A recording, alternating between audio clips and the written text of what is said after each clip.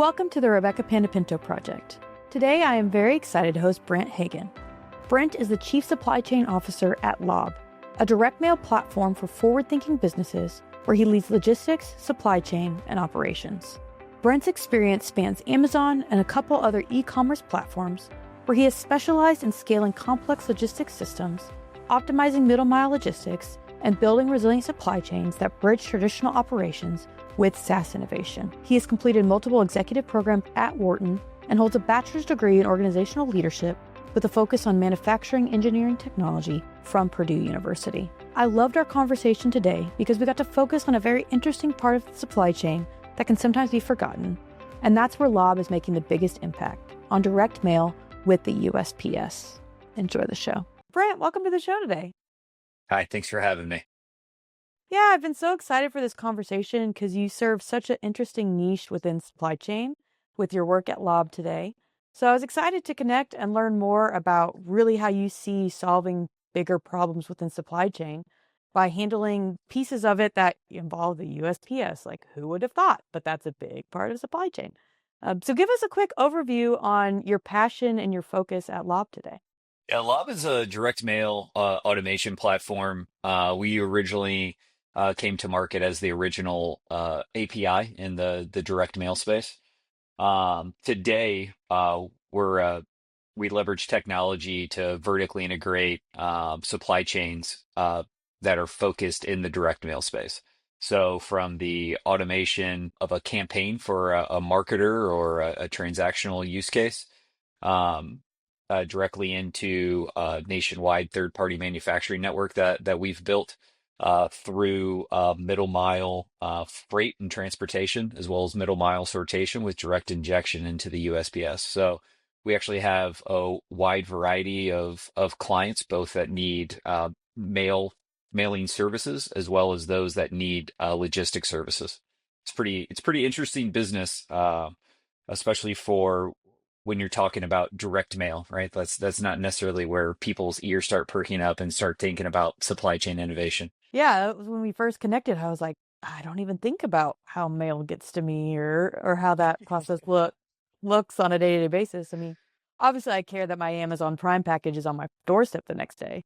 But mail, I've replaced it mostly like a good millennial should with email, but the reality is it doesn't completely eliminate it. I still do have to go check my mailbox. Yeah, absolutely. And you're not different than most, including those in the industry, right? There's not a tremendous amount of innovation going on. There certainly is around like the actual digital manufacturing and how those decisions are made, but the supply chain really like holistically hasn't changed in a really long time. But yeah, your mail's still coming. It's still coming every day. It's a constitutional right that it's going to show up 7 days a week. But I think the way that we look at it is, in fact, there's studies around Gen Zs, for example, where they actually love the mail because they've historically gotten very little of it in their life, but they've been inundated with emails over the course of their entire life. And it's the same for us, right? Like, I don't know how full my inbox is, but it's certainly more unread messages than I'm ever going to be able to keep up with. But when you get that mail piece from a company that you recognize that's personalized to you with an image that's compelling, it still has one of the highest attributions of any type of marketing that leads to a direct call to action for you. And so it's still a very, very compelling use case. Well, and it never hurts to have more than one channel because there can be so much noise in the media space and your email. And there's not a lot of competition and noise in the mailbox right now. So even though it may not be the only place you're hitting me, it's like, oh, I saw Factor Meals in my email. I saw Factor Meals on my Instagram. And what the heck? I get, first 3 meals free in the mail. Yeah. It's that hitting it from all these different angles and more touch points just makes you almost seem omnipresent. Well, that's our approach as well. One of the pieces of our technology is retargeting related to direct integrations into email campaigns social media, where you've already done something, you've already shown that you're very interested in this company, Factor Meals, for example. And so we'll hit you up and say like, hey, you're already on the website. Why don't you take 20% off or get your next 3 meals free or something like that and go ahead and complete the transactions that you're looking at. And those sort of things are to your point, like they're very compelling with a very specific call to action. And that's the way that the direct mail is going. This isn't the mailbox that you and I grew up with, where you've got a stack of stuff this tall, that's just different papers to sort through. That's not gonna really lead to anything. I think those days are long gone, and that's okay, right? That's actually Lob's premise. Is that you can eliminate that sort of wasteful spending from a marketing perspective, and let's focus on, even if it costs a little bit more, let's focus on something that's highly customizable, highly variable, and very compelling for the audience you're trying to reach. What kind of, lack of a better term, spam rules are there within the direct mail world? Because, there's do not call lists. With emails, you can report spam. Are there any kind of boundaries you've got to be aware of when sending, things by mail? There's a certain amount of personal information that you have to be very careful about how you're sending it out, when you're sending it out, the type of mail that's tied to it. And then people do definitely have certain registries where they want to be pulled off of certain lists. And so we help customers navigate those channels with various audience list offerings, is really what they're called, and as well as address verification to make sure that they're on the right side of all of those things. So, what is the next generation of creativity when it comes to these marketers sending content via mail? Is it a glossy, slick slide? Is it the offer? What are the pieces when you're working with a customer that you're helping them to think through to make sure that this marketing campaign is super effective? I think Lob thinks about it a little bit differently. There's certainly been advances in certain technologies that make it easier to do like some sort of gold sparkly overlay or something like that makes it look great.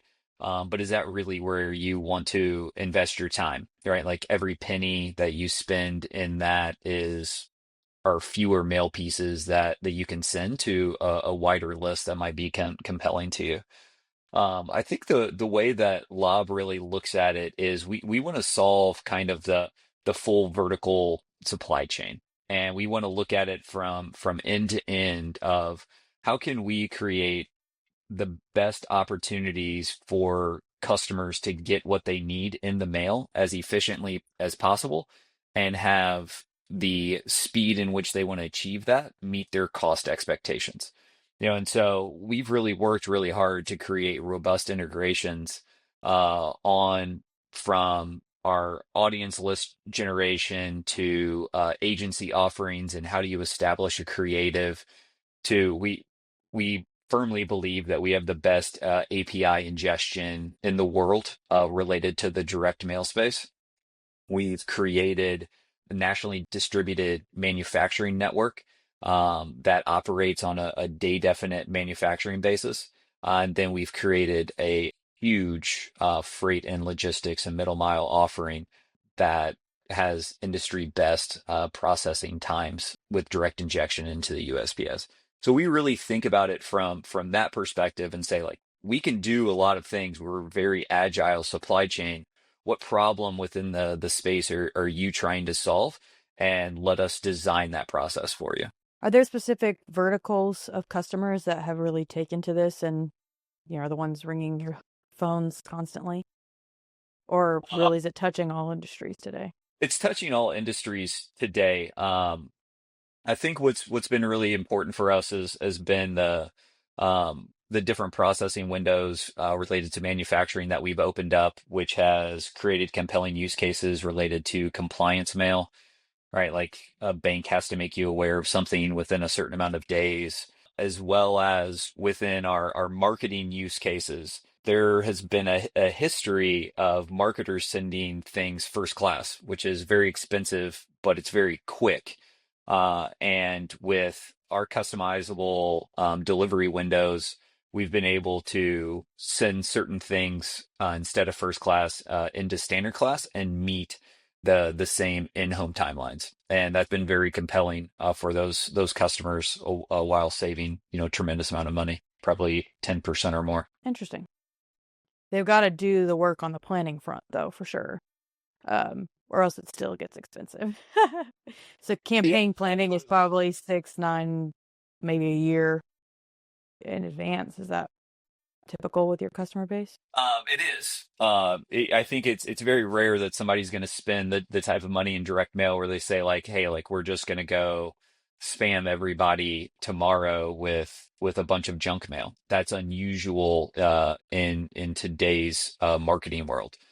Budgets are fixed and they want to make sure that their dollar goes as far as it can. So that's where address verification and building the correct audience list to target the right people come in. And so if that isn't great up front, like all of a sudden when you're looking long term after the campaign's been set out and you're looking from an attribution perspective, they're not going to get the results that they had planned on. I feel like back to the Factor example, because it's just the best one that I have in my mailbox. They have an offer probably about every quarter. So there is some consistency and predictability, but it's the planning of what will the Q3 offer be and making sure it's communicated and hit my mailbox when I'm most thinking about it is probably where they're having to narrow in data points, I would think. Oh, certainly. And it's going to change different offering, and so like e-commerce, for example, they're going to be hitting everybody up right now with Black Friday deals that are coming through.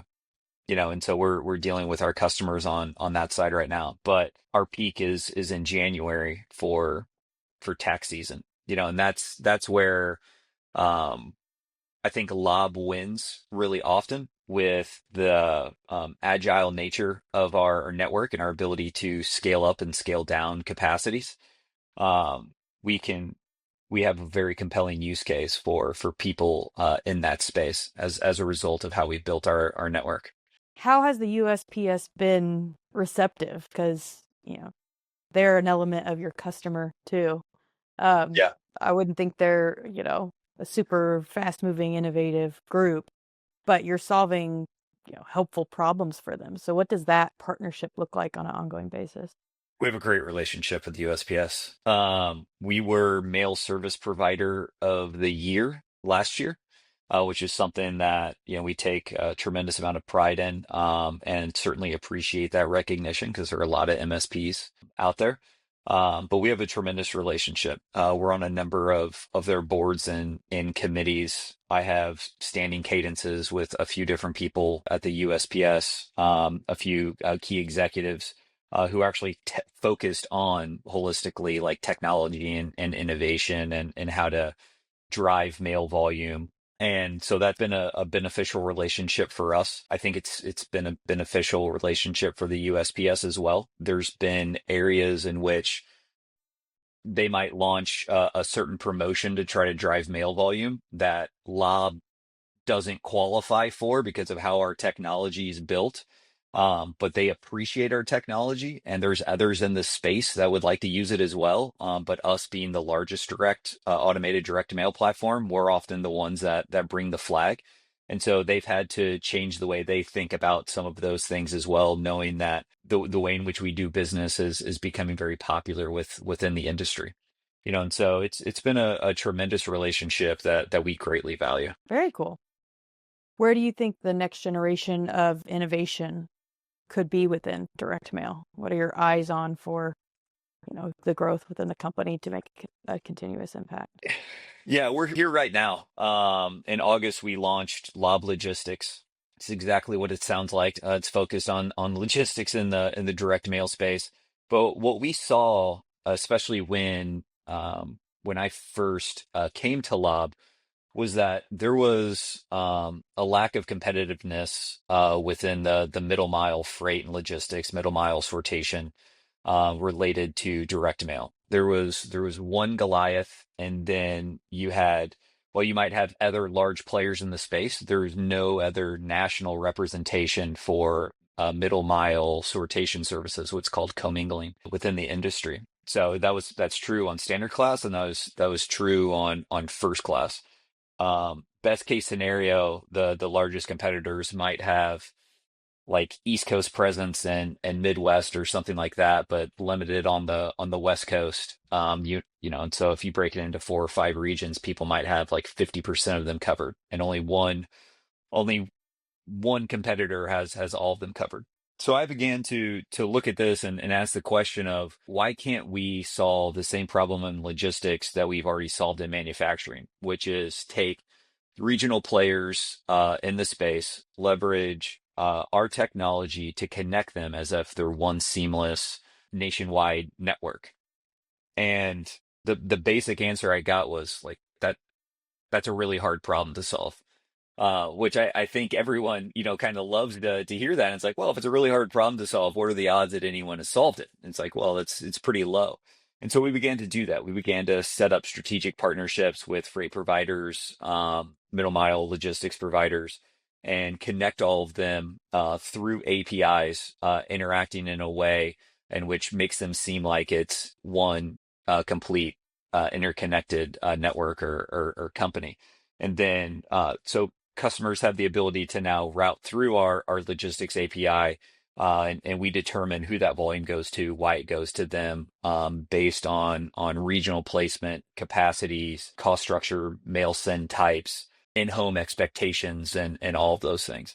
And it has been phenomenal so far. So we've only got a few customers. We just launched in August, but we have very, very high expectations for what that's going to look like in 2026 and beyond. That's very cool. What industry or vertical do you think could benefit the most from getting introduced to LOB and upping their direct mail? E-commerce, I think could benefit a lot. Again, we're making headways within compliance mail.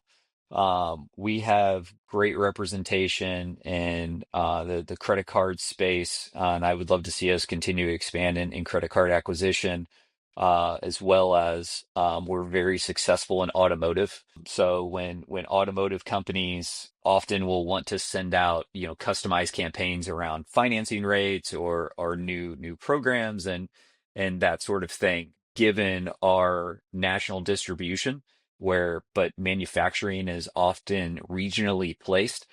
We have the ability to target any area in the country very, very quickly with a high degree of reliability and a great unit economics. And so the way in which LOB looks at postal cost, which is like 70% of the overall cost of a mail campaign, is we actually aggregate all the volume at the day or multi-day level, not necessarily at the campaign level. So if you even go to the largest printers in the country, they're taking your unique campaign and they're making all of their decisions off of that individual campaign. Sounds really great in practice, right? It's like, oh, it's my campaign and you're worried about this. But what's actually happening is even if you go to like a nationwide printer, they're printing your entire campaign out of one facility, and maybe it's in the middle of Indiana or something like that. And so they have to distribute that all across the country. So what's going to happen? Like the stuff that's going to Maine, the stuff that's going to New Mexico, Arizona, California is going to be way slower than the stuff that's going to Alabama, Illinois, Michigan, or wherever else. Additionally, given that they're not looking at all of their work for the entire day, just your individual campaign, you're only getting the postal efficiencies that came as a result of what you sent. Well, LOB isn't doing that. LOB's combining all of our work over a period of time to look at the most optimized saturation that we can generate. So when we send that downstream into the USPS, we're getting their best postage rate all of the time. And so that's really a key differentiator for us. So folks that have smaller campaigns and can't focus on that high saturation, like some of your largest mailers could, they're all going to benefit from coming to LOB. Oh, and timing is 100% everything in a lot of these cases.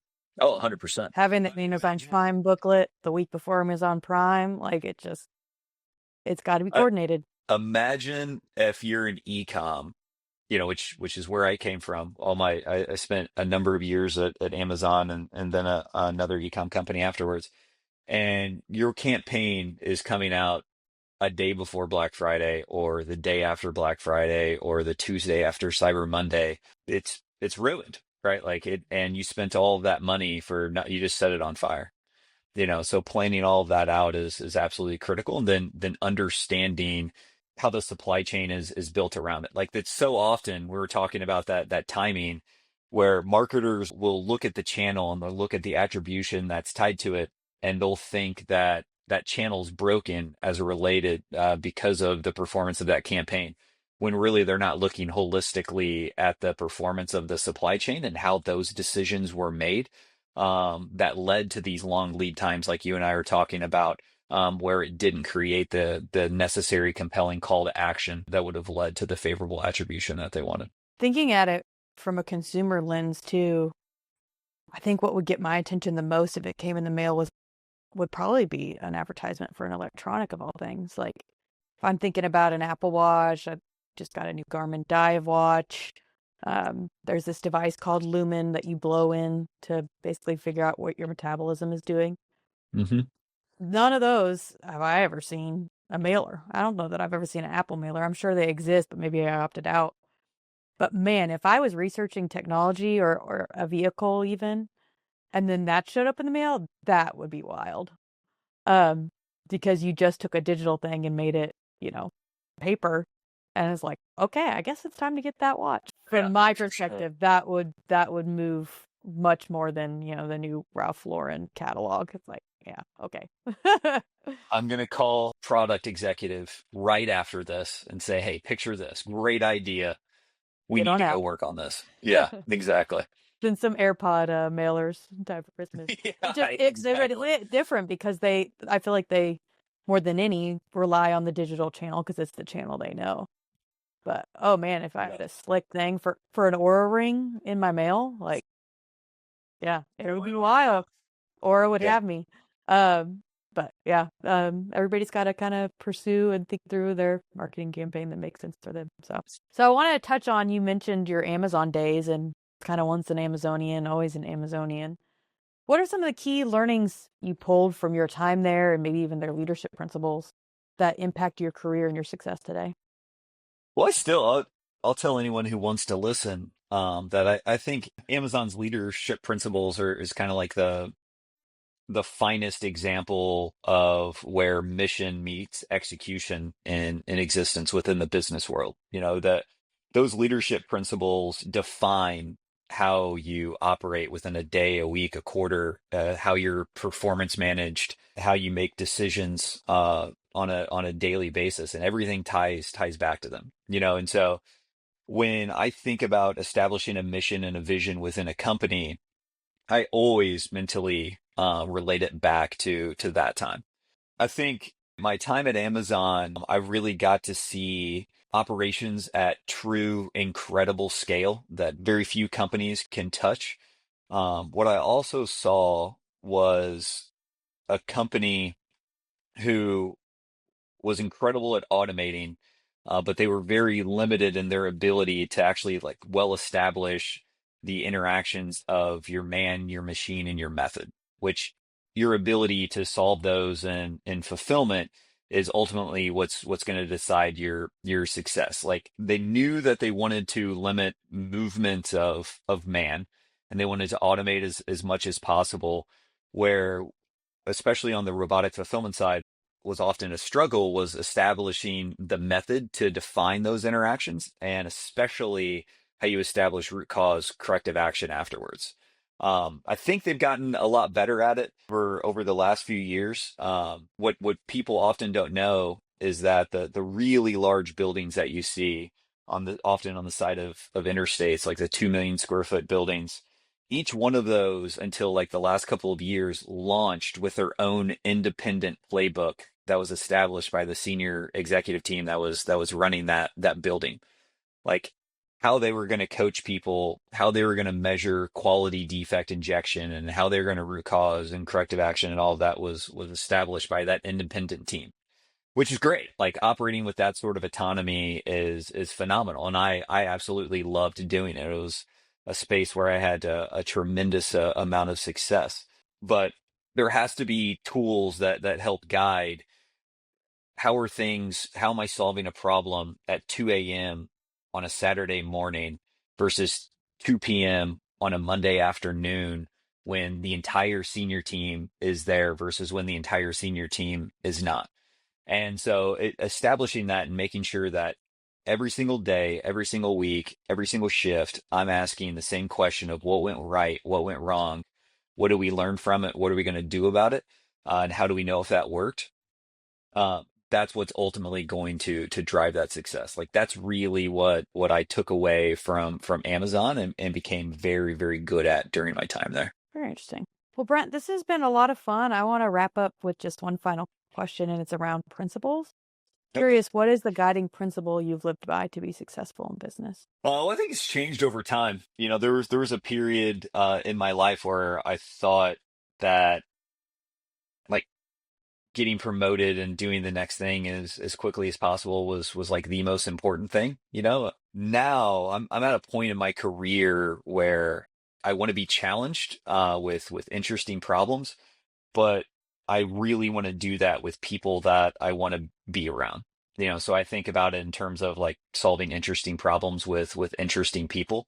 When you can start to do that, the work feels like a lot less work. You know, and I find myself going home each day, which I'm in my home, but exiting my office and going to the rest of my home in a much better mood and looking forward to the next day. You know, there's been previous stops in my career, even some in which I was making more money than I make now, where I left and I was just like, I do not want to do this anymore. Like I just don't want to be a part of it. And that's unfortunate when people get into that cycle. And so when I'm hiring at Lob, it's often coming from less well-established industries, right? Like people are like, hey, like direct mail, like is this really that interesting? And I'm talking to them, and I'm like, it actually is. Like we're actually solving really interesting, deeply rooted problems that people have ignored for a really long time, which is pretty cool to be a differentiator in the space like that. Like, but the other side that you're going to see, and people actually, to note, people highlight how many people during the interview process they meet very quickly at Lob. I do that very intentionally because I want them to see like these are great people to be around. Like you're going to enjoy the conversation that you have with them. So when you can pair those two things, like gosh, it's just so much fun. Very cool. This has been super interesting. I really appreciate getting to know you, Brent, and learning more about Lob. So excited to keep tabs on all you're doing, and maybe I'll get an Apple letter in the mail here soon and think of you. It was your idea. We'll make sure we set up Once that it commission happens, for you. I'm coming after Yeah, you. Yeah. yeah, you should. Well, cool. Well, have a great rest of your day, and we'll talk again here soon. Awesome. Take care. Thanks for having me.